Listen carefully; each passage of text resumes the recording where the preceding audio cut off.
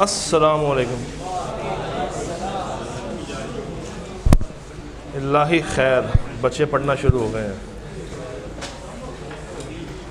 बच्चे आहिस्ता आहिस्ता उस मोड में आ गए हैं कि अब इन्होंने आग लगा देनी है। इनको एहसास होता जा रहा है कि अभी हमारी आखिरी अटैम्प्ट है और अब या आर्टिकल्स होंगे या शादी होगी, क्योंकि दोनों एक टाइम पे करना पॉसिबल नहीं है। या तो शादी आर्टिकल से पहले बंदा कैफ में कर ले, तो आने वाली को भरोसा होता है कि यार अब इसके पास कुछ नहीं है, अगले 4 साल भी कुछ नहीं होगा, आगे का पता नहीं। बट जब आप 2 तलवारें एक ही म्यान में लेकर आते हैं तो या आप आने वाली को टाइम देंगे या आप आर्टिकल्स को टाइम दे रहे होंगे। तो अपॉर्चुनिटी कॉस्ट है। जितना जल्दी पेपर पास करेंगे उतनी जल्दी आप लोग शादी के लिए क्वालिफाई कर जाएंगे, क्योंकि अभी आप क्या हैं, disqualified.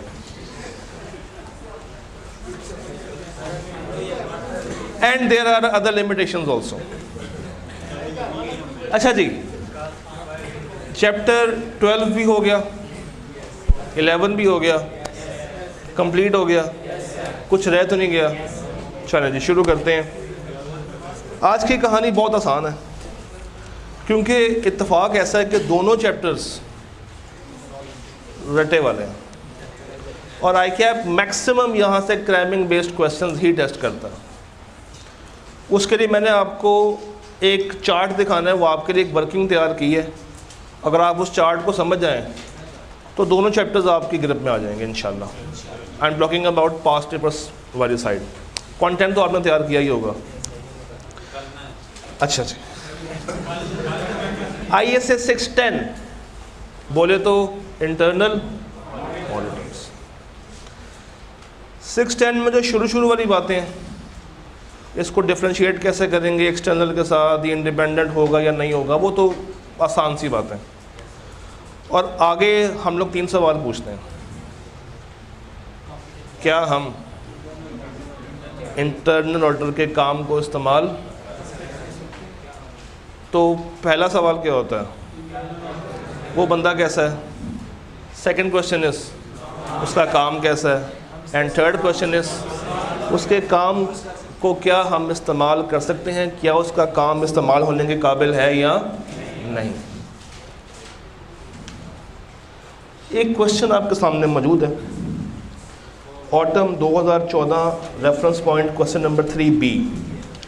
Your firm is the auditor of Cell Phones Private Limited, CPPL, which operates a chain of mobile phone retail outlets. About 25% of the shareholding in CPPL is owned by Anwar and his wife.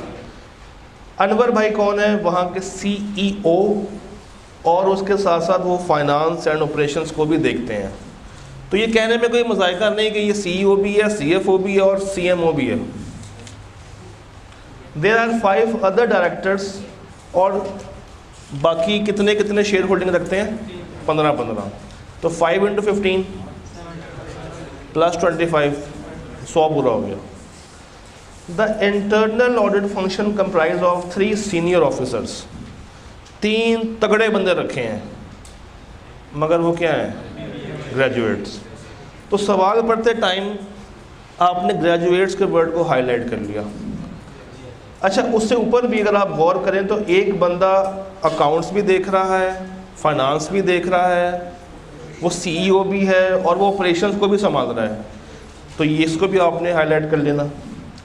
अच्छा, इनकी duties क्या है कि इन्होंने accounts को check करना है, stock take करना है, BRS बनानी है, रिव्यू करनी है पेमेंट्स, एंड वेरीफाई करना है fix asset and current assets. दुनिया जहान के काम किसने करने हैं, इन्होंने करने हैं। हालांकि इनका काम करना नहीं होता, किए हुए काम को चेक करना होता है, मगर ये काम कर भी रहे हैं क्योंकि इनके पास बंदे ही हैं। Checking of accounts, preparation of BRS, preparation. अच्छा, during the planning phase Anwar stressed, Anwar ने जनाब एक ख्वाहिश का इज़हार किया, उसने ज़रा इन्फ्लुएंस किया कि मुझे audit as early as possible complete चाहिए, क्योंकि मुझे ये अकाउंट्स दिखाने हैं और क्या हासिल करना है, लॉन्ग टर्म फाइनेंस। उसको ये लगता है कि चूँकि हमारे जो इंटरनल टीम है उन्होंने बड़ा अच्छा काम किया हुआ, तो अब ऑडिट उनकी हेल्प से फटाफट हो जाएगा और कोई मसला नहीं आएगा। सवाल आपसे ये पूछ रहा है कि बताएं, would it be advisable to use the internal audit working papers, और अगर नहीं तो क्या आपके पास 3 रीज़न्स हैं कि आप उनके काम को क्यों नहीं इस्तेमाल कर सकते।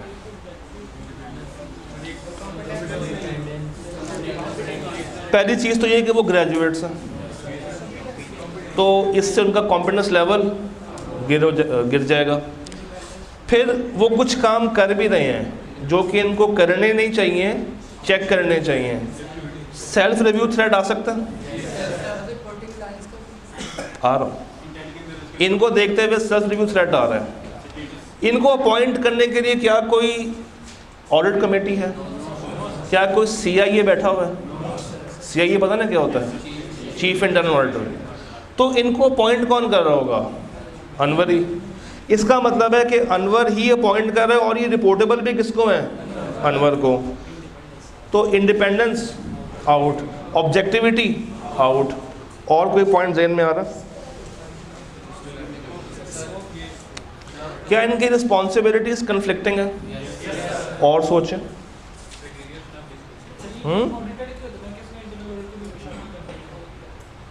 तो वही तो चेक करना चाह रहा है, वही तो चेक करना चाह रहा है कि क्या इनके काम को इस्तेमाल किया जा सकता है या नहीं। डेडलाइन स्ट्रिक्ट है, इनके काम को हम इतना ज़्यादा रिलाय नहीं कर सकते। तो टेक्निकली इनके काम को अगर हम इस्तेमाल करने बैठ गए तो हम भी रुल जाएंगे। तो उसको समझाना है कि भाई बेशक आपके पास एक टीम मौजूद है 3 बंदों की जो कि ग्रेजुएट्स हैं, मगर उनका काम इस्तेमाल होने के काबिल नहीं है। देयरफॉर हमें जितना टाइम लगेगा ऑडिट में हम वो टाइम लगाएंगे, आप हम पे स्ट्रेस ना करें। और अगर वो बाज नहीं आते तो इस ऑडिट को कबूल करना चाहिए नहीं, शुरू में जवाब दे के साइड पे हो जाए ताकि बाद में आप लोग परेशान ना हो। सवाल पढ़िएगा फ़हीम भाई।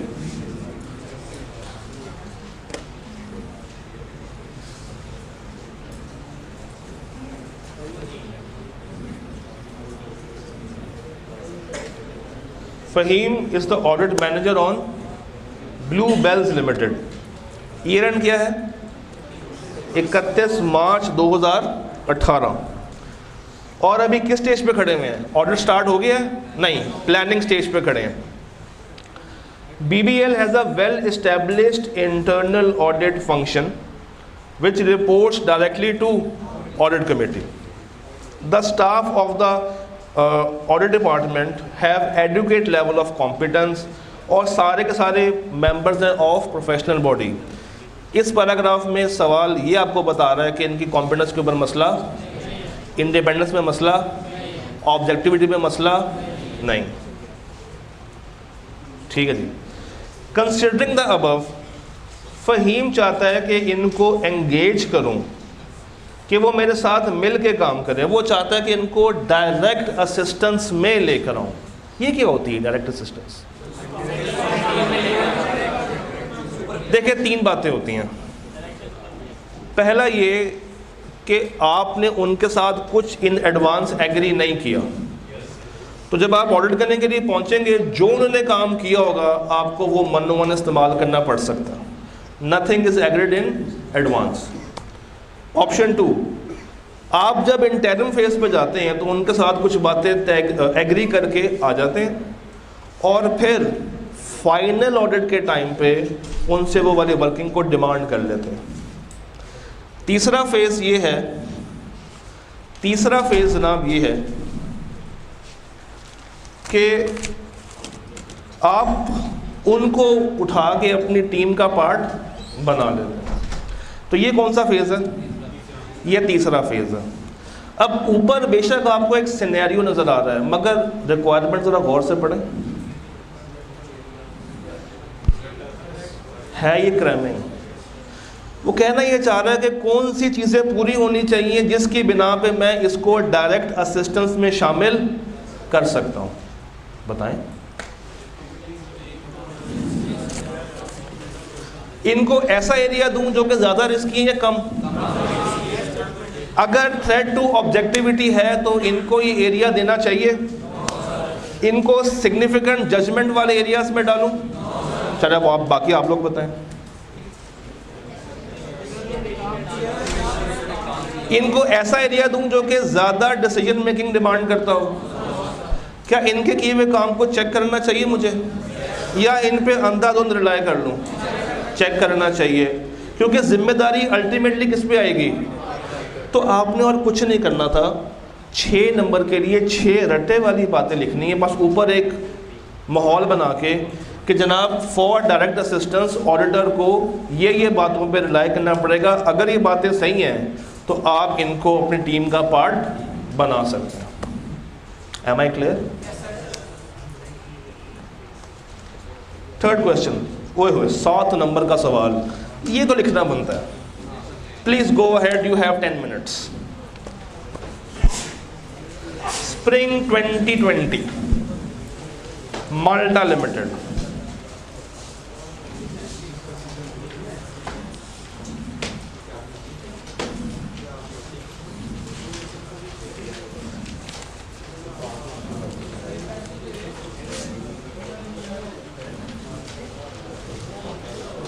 सात नंबर है। आपने कम से कम 4 बातें ज़रूर आइडेंटिफाई करनी है, कम से कम।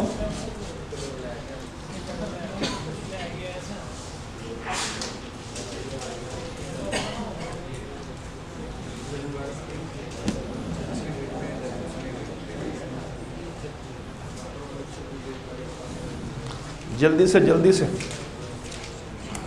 क्विकली सारे, मुझे सबके हाथ चलते हुए नज़र आए। सिर्फ देखने से सुनने से अब टाइम नहीं है, अब गुजारा नहीं होगा।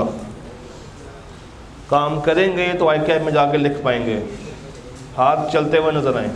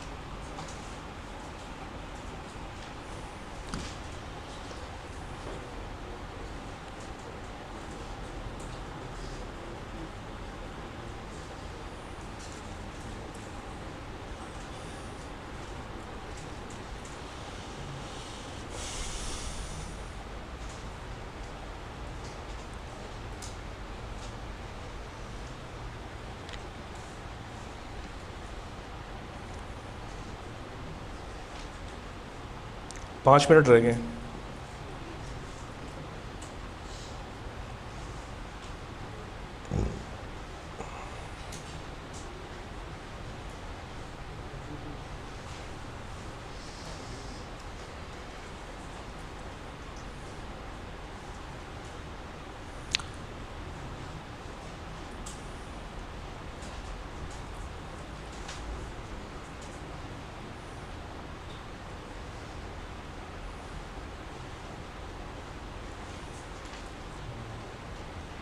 हो गया,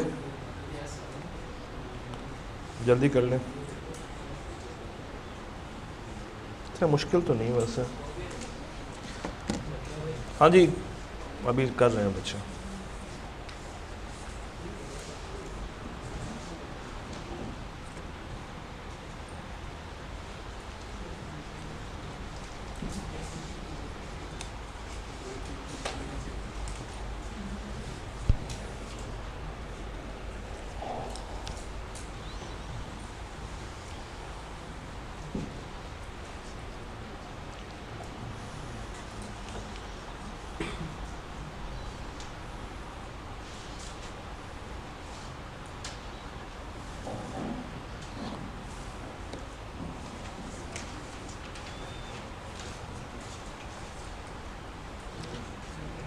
चलें जी। Malta limited has problems in running an effective internal audit department. The directors of ML has shared with you a brief structure, functioning roles and responsibilities of the department, जो कि ये हैं।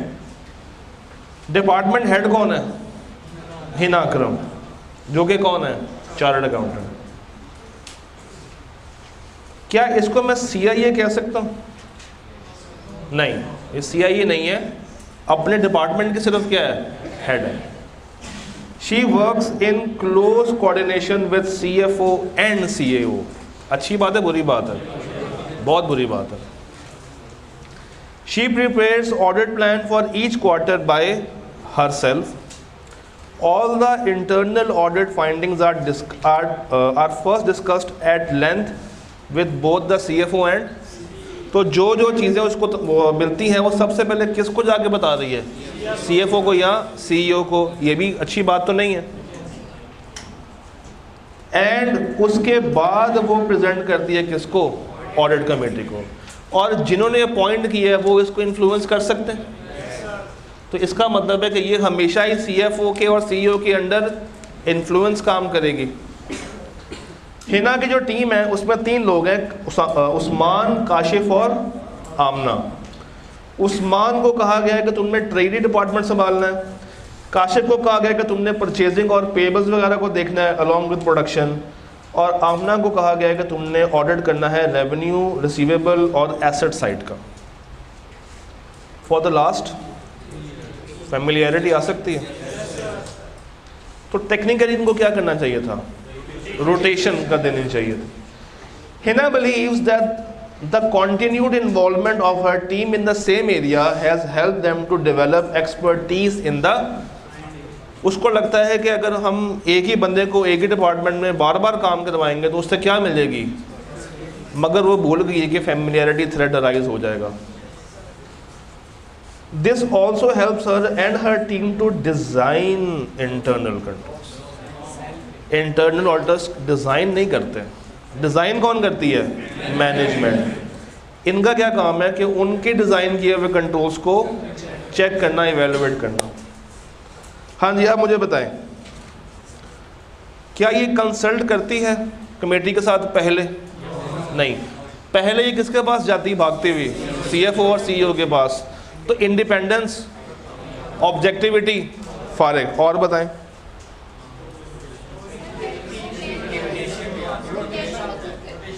रोटेशन भी? हाँ जी, वो प्लानिंग भी तो खुद कर रही है,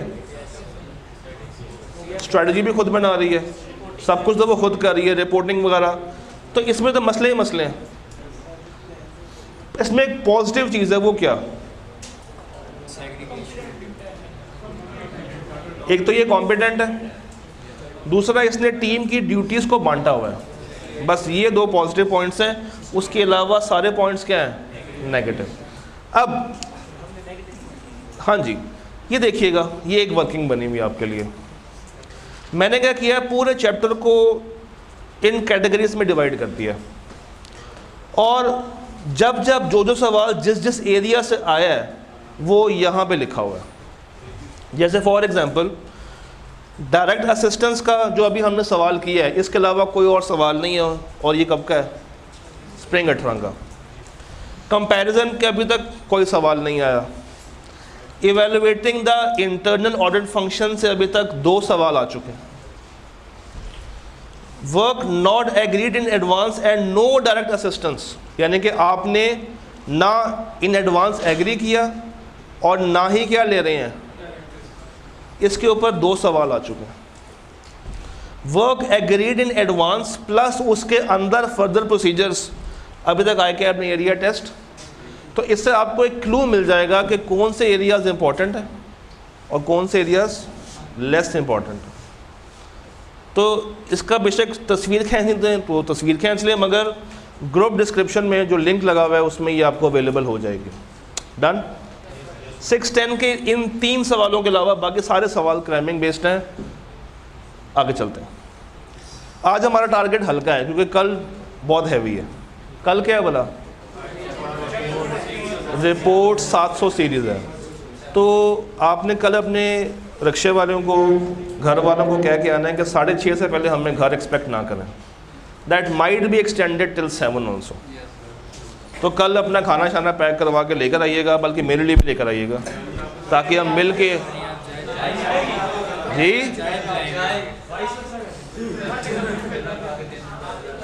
चाय अगर आप में से कोई घर से बना के ले आए तो हम डिस्ट्रीब्यूट करवा देंगे यहाँ पे हैं। तो अगर आप में से देखें ना, यहाँ से लेंगे तो हमें कब मिलेगा 60 रुपये का, वो आपके लिए 40 का सब्सिडाइज्ड है। हमें कहते हैं कि आप पैसे लेते हैं, आप 60 रुपये दें। चले, आपको पता नहीं कि कब 40 रुपये का है, बस पीते हुए आइएगा। अच्छा जी, 620 मज़े की बात है कि हमने डिस्कस एक ही सवाल करना है, क्योंकि बाकी सारे सवाल क्या हैं, क्रैमिंग बेस्ड। इसको डिस्कस करते हैं, मगर इसका भी चार्ट देख लें। डेफिनेशन और फैक्टर्स में से 2 सवाल, कॉम्पिटेंसी, कैपेबिलिटी, ऑब्जेक्टिविटी में से 1 2 3 4 सवाल, अंडरस्टैंडिंग वाली साइड से और टर्म्स ऑफ एंगेजमेंट वाली साइड से 1 सवाल, और एडिक्वेसी से 1 2 3 सवाल आए कि हमने पूछे। इसका एक और फ़ायदा भी है, अगर आप इस पेयर में से कोई सा भी 1 सवाल कर लेंगे तो बाकी सवाल तकरीबन एक जैसे ही होंगे। तो आपको ये चारों करने की ज़रूरत नहीं है, आप एक करके भी उतना फ़ायदा हासिल कर सकते हैं। अब ये सवाल देखते हैं, बल्कि आप लोगों ने बताना है कि क्या 1 में पॉइंट करेंगे या नहीं, और क्या 2 में करेंगे या नहीं है पॉइंट।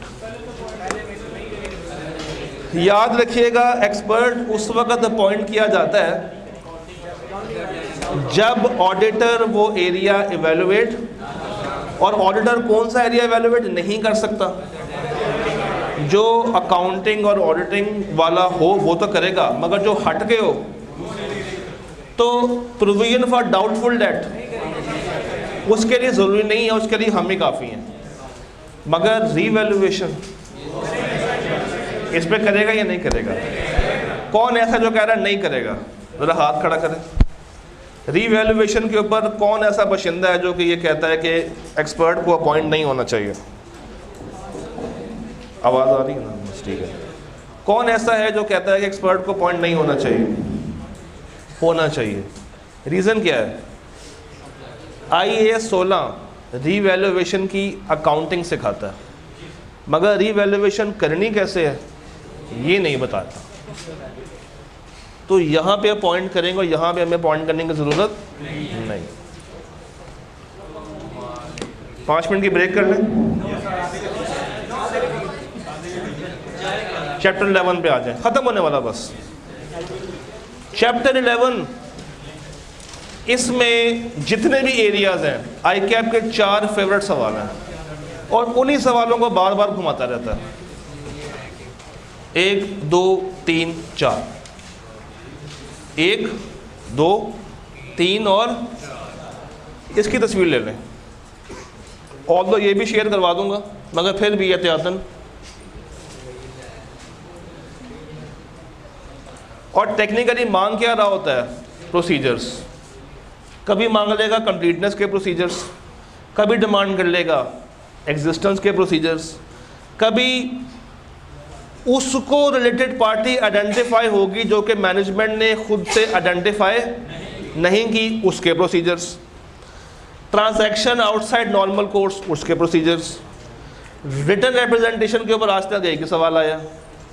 और रिस्क ऑफ मिसस्टेटमेंट के आए कि आपने 2 सवाल पूछे हैं। इसमें से जो अच्छे सवाल हैं उनको डिस्कस करते हैं। मेरे पास यहाँ पे एक PDF होनी चाहिए है, तो मैंने कहा क्या इसकी स्लाइड बनानी है, इसको ऐसे ही डिस्कस कर लेते हैं। हाँ जी, ज़रा पहला सवाल पढ़ के बताइए क्या डिमांड कर रहा है आपसे। पहला सवाल कंप्लीटनेस के ऊपर है, ऐसा ही है। सेकंड क्वेश्चन पढ़े, एग्जिस्टेंस डिमांड कर रहा है। और अगर मैं तीसरा सवाल पढ़ूंगा तो ये दोनों का मिक्सचर होगा। पढ़े ज़रा। तीसरे सवाल में वो कंप्लीटनेस के ऊपर बात भी कर रहा है और एग्जिस्टेंस के ऊपर बात भी करता है।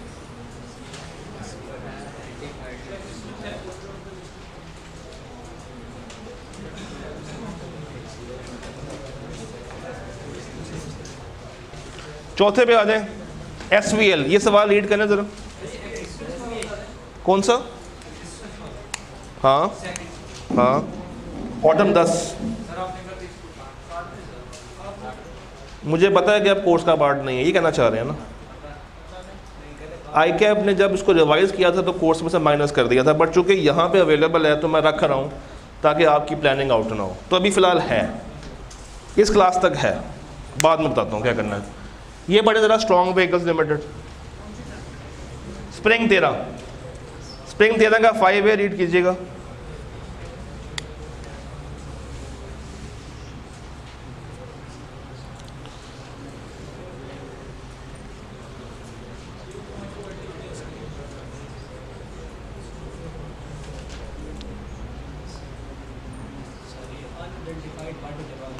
एक ऐसी पार्टी जो कि उन्होंने शुरू में आइडेंटिफाई और आपको मिल गई है और आपने उनको कन्फ्रंट किया। उनका जवाब नॉर्मली क्या होता है? गलती से मिस्टेक हो गई थी। तो उसके जितने भी प्रोसीजर्स हैं कि अब आप अपनी टीम को फ़ौरन से इन्फॉर्म कर देंगे, उनकी इंटेग्रिटी पे डाउट होना शुरू हो जाएगा। शक करेंगे कि अगर हमें एक पार्टी मिल गई है तो इसके अलावा और भी बहुत सारी पार्टीज़ होंगी। फिर इस पार्टी की तमाम ट्रांजैक्शंस पकड़ेंगे, अपनी टीम को इन्फॉर्म करेंगे। वो सारी बातें आपने 5 नंबर के लिए लिख देनी है।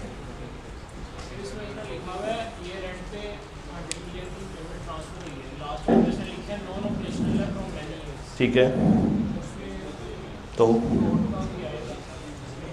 बेशक नॉन ऑपरेशनल हो, इनको बताना चाहिए था कि भाई ये हमारी एक आरपी है, इसके साथ हमने पिछले 10 साल में कोई काम नहीं किया, मगर फिर भी ये हमारी आरपी है। आरपी के केस के अंदर हमारी मटीरियलिटी बिल्कुल ज़ीरो होती है। हम एक एक चीज़ उसके बारे में तलाश करते हैं। यहाँ पे सैम्पलिंग भी नहीं करते, यहाँ पे 100% ट्रांजेक्शन्स को वेरीफाई करने के लिए जाते हैं। बेशक नॉन ऑपरेशनल हो, फिर भी पेमेंट हो रही है, इसका मतलब क्या है? कुछ ना कुछ तो पीछे हुआ होगा। तो वो ट्रांजैक्शन क्यों हुई है उसको भी तो पकड़ना हमने। अच्छा जी, आगे आए ज़रा। S14 में पार्ट 1 रीड करें।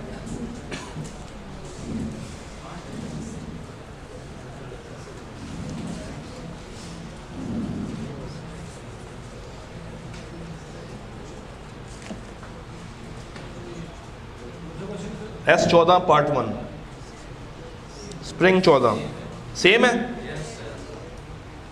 तो कितना फ़ायदा होगा ना उन बच्चों को जिन्होंने S14 दी और वो S13 का सवाल करके गए होंगे। उनको एग्ज़ाम में जाते साथ ही 5 नंबर तो बने बनाए मिल गए। बिल्कुल 1 साल बाद आके हमने पूछ लिया। हाँ जी, पार्ट 2 पढ़े ज़रा।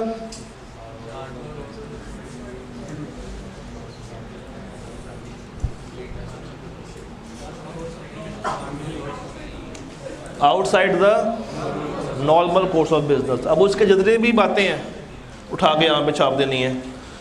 3 ऑडिट प्रोसीजर्स टू इंश्योर, तो 3 बातें। ये सवाल देखिए ज़रा, स्प्रिंग 15 क्वेश्चन नंबर 6, स्प्रिंग 15 का क्वेश्चन नंबर 6।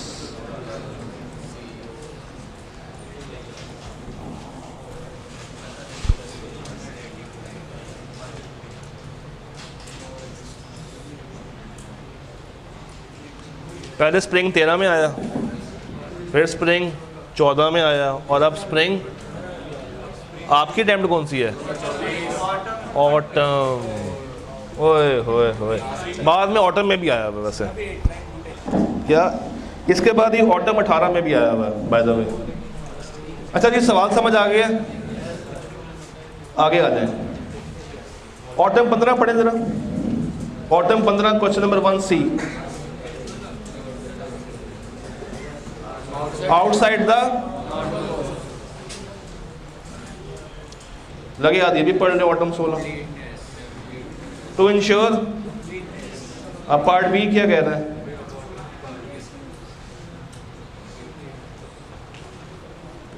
ये वाहिद सवाल है जो कि रिटन रिप्रेजेंटेशन टेस्ट कर रहा है। ज़रा किताब में जाके देखें तो आखिरी टॉपिक है। अगर आपने किताब में देखा हो तो 2-4 लाइनों का बिल्कुल लास्ट पे एक हेडिंग आ रही है, ये वहाँ से आंसर होगा।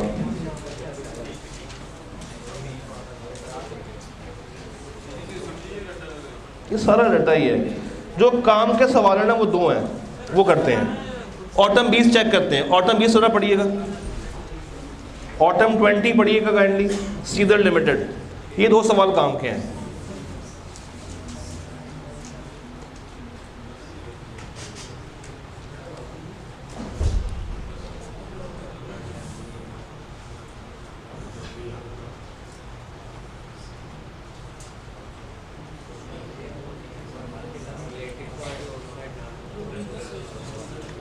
सवाल की रिक्वायरमेंट के 2 पार्ट्स हैं। एक में वो कह रहा है बताओ आरपी कैसी बनी है, और दूसरा वो क्या मांग रहा है, तो वो तो रटा है। अब इस तरफ आ जाएं। हो क्या रहा है, कंपनी ने एक लैंड बेचा है एमपीएल को, और लैंड बेचा मगर प्रॉफिट पे, लॉस ऑफ ₹10 मिलियन। जब मज़ीद इसको इवेलुएट किया गया तो 2 बातें हमारे सामने आई। Number 1, CL holds 20% share holding in, तो ये क्या बन गई है, एसोसिएट। तो वो जो कह रहे हैं ना कि इवेलुएट करें, तो आपने सबसे पहले बताना है कि चूंकि 20% की शेयर होल्डिंग है तो दोनों पार्टीज क्या है आपस में, और एसोसिएट्स क्या होती हैं, रिलेटेड पार्टीज। अच्छा, उसने खुद बस बता भी दिया है उस लाइन में आगे।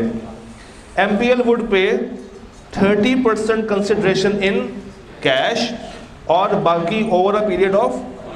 अब खुद सोचें, अगर एक एंटिटी को कैश की ज़रूरत थी तो उसने लैंड बेचा, चलो बेच दिया, लॉस पे बेच दिया, कम से कम पैसों तो पूरे ले ले। पैसे भी किस पे कर रहा है, उधार पे। 30% अभी ले लिया, बाकी उधार पे ले गया। तो क्या इसको मैं transaction outside normal course of business कह सकता हूँ? तो ये वाली बातें आपने यहाँ पे छाप देनी थी।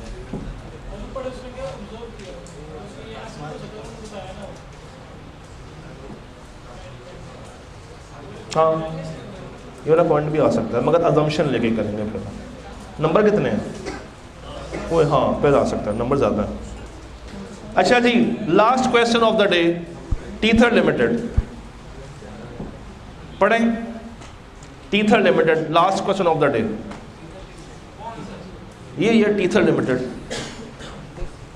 रेफरेंस है स्प्रिंग 21 क्वेश्चन नंबर 3।